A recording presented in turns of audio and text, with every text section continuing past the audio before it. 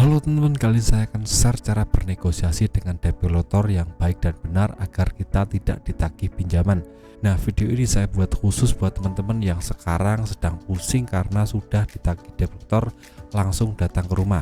Jadi mohon simak video ini sampai habis ya. Yang pertama dan yang paling utama adalah teman-teman harus kuatkan mental dan mindset terlebih dahulu. Ini sangat penting sekali agar teman-teman waktu ketemu itu tidak grogi, tidak takut, tidak wibawanya hilang seperti itu ya teman. Jadi teman-teman wajib kuatkan mental terlebih dahulu. Berpikirlah bahwa debt collector itu juga manusia, dia juga punya emosi, dia punya rasa, dia punya keinginan, dan itu adalah sama seperti manusia pada umumnya teman. Jadi itu harus dipahami, kita dan debt collector itu setara ya teman. Nah, kalau sudah teman-teman paham dan kuatkan mental, teman-teman wajib untuk sambut dengan baik-baik. Kalau datang ke rumah ya teman, dipersilahkan masuk terlebih dahulu. Terus kalau sudah masuk ke rumah, teman-teman wajib untuk tanyakan identitas, dan ini yang paling penting, teman-teman harus tanya surat kuasa dari pinjaman online, karena ini banyak sekali debt collector yang penipu ya teman. Jadi dia ngakunya debt collector tapi tidak punya surat kuasa untuk menagih teman-teman, dan juga surat sertifikasi untuk jadi debt collector itu ada ya teman. Setiap debt collector itu wajib punya surat sertifikasi debt collector. Itu berlaku buat debt collector yang sudah legal. Debt collector yang abal-abal biasanya tidak punya, jadi teman-teman wajib tanyakan terlebih dahulu. Nah, kalau dia tidak punya surat kuasa penagihan dan surat sertifikasi debt collector, teman-teman bisa tolak saja, karena itu adalah orang penipu, bukan debt collector. Jadi cuma orang yang ngaku-ngaku debt collector, atau bisa dikatakan debt collector abal-abal. Jadi teman-teman bisa usir saja. Tapi jika itu sudah ada sertifikasi, sudah ada surat kuasa untuk menagih teman-teman, teman-teman harus jujur apa adanya. Teman-teman kalau punya uang bilang saja, nanti akan saya bayar tanggal segini.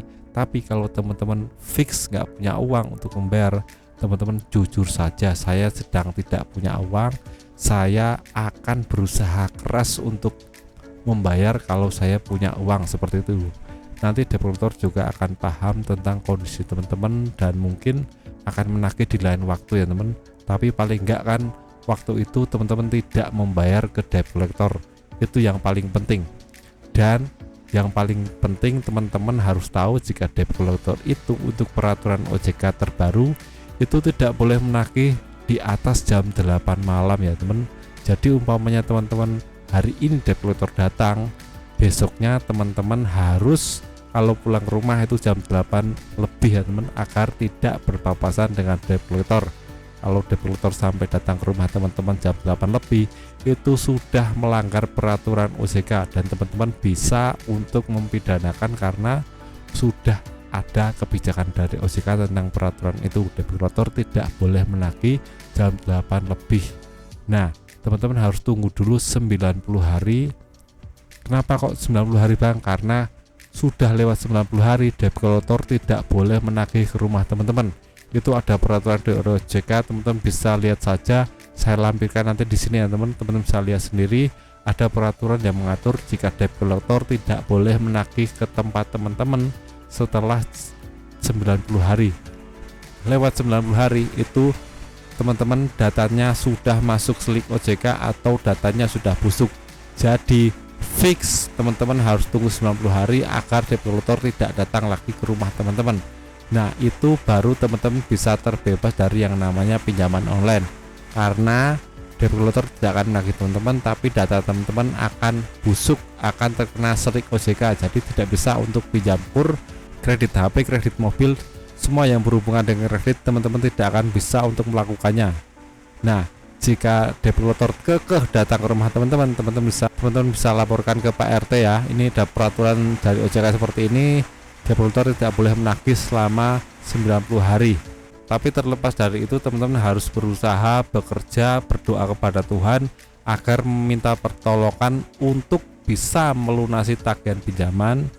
Dan teman-teman harus berupaya keras untuk cari income tambahan, misalnya dagang di pinggir jalan atau yang lainnya, agar nantinya ekonomi teman-teman bisa terangkat dan bisa untuk bayar tagihan pinjaman online. Dan jangan lupa teman-teman harus sedekah yang banyak agar nantinya dapat rezeki yang tidak terduga. Itu sudah saya praktekkan, saya sedekah macam-macam ya, dan nantinya akan datang rezeki-rezeki yang tidak terduga datang ke kita. Nah, itu adalah cara saya untuk bernegosiasi dengan developer tanpa perlu membayar tagihan.